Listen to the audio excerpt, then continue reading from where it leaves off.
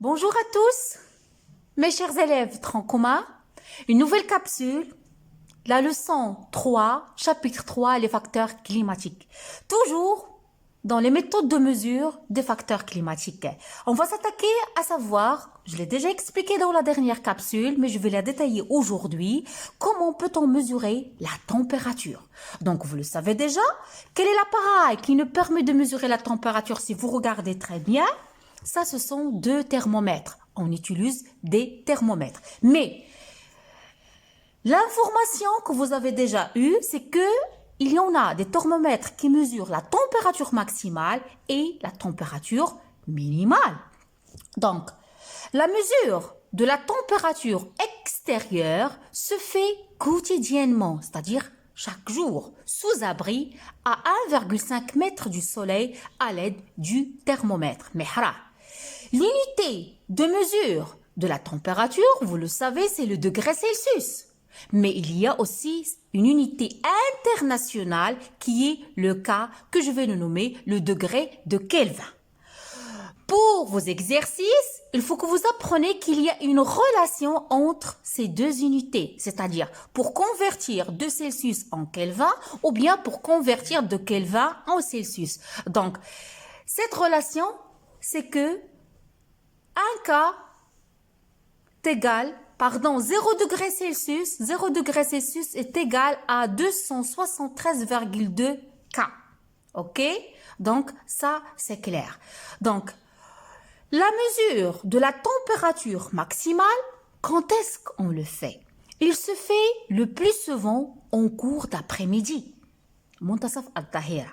Et la mesure de la température minimale, petit m, donc maximal c'est grand M et petit m minimal, se fait le plus souvent vers le lever du jour ou dans l'heure qui suit.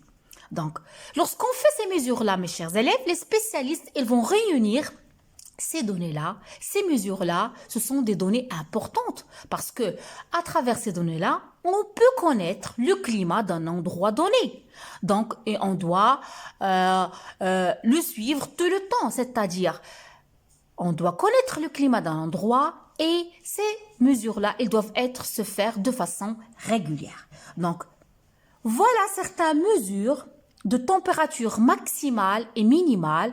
Regardez, durant toute l'année, janvier, février, mars, avril, mai, juin, juillet, août, septembre, octobre, novembre, décembre, je mesure la température minimale et je mesure la température maximale. À titre d'exemple, des stations suivantes, Erfoud, Tifelt, Wilmès et Ouarzazate. Donc, j'espère que vous avez bien saisi donc cette partie-là concernant la mesure de la température. Ce que vous devez retenir, que on peut caractériser ainsi la moyenne des températures par la valeur suivante, par la formule suivante que j'ai déjà expliquée. La moyenne de la température est égale grand M plus petit m divisé par 2.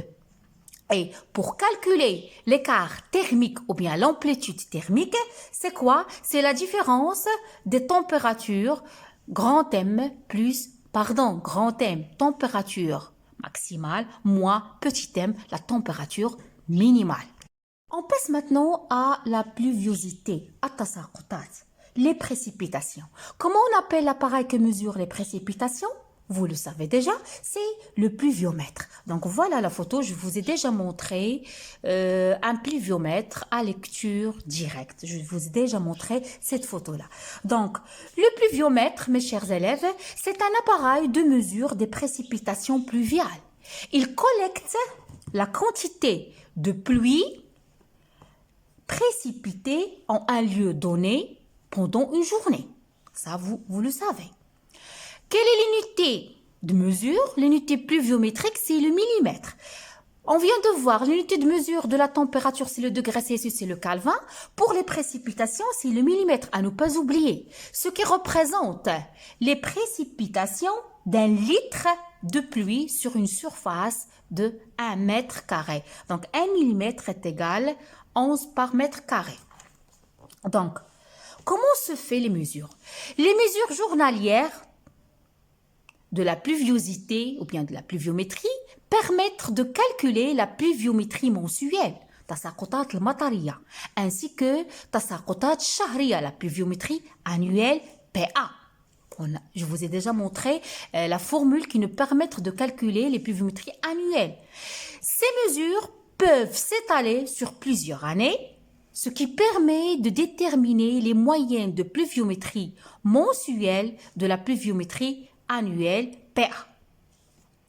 Donc, la pluviométrie annuelle est calculée en additionnant l'ensemble des précipitations mensuelles, c'est-à-dire précipitations du mois janvier, février, mars, avril, mai, juin, juillet, août, septembre, octobre, novembre, décembre. L'ensemble de ces précipitations mensuelles, ça va me donner la pluviométrie annuelle. Donc voilà, une fois que les mesures sont effectuées, je réunis mes données dans un tableau.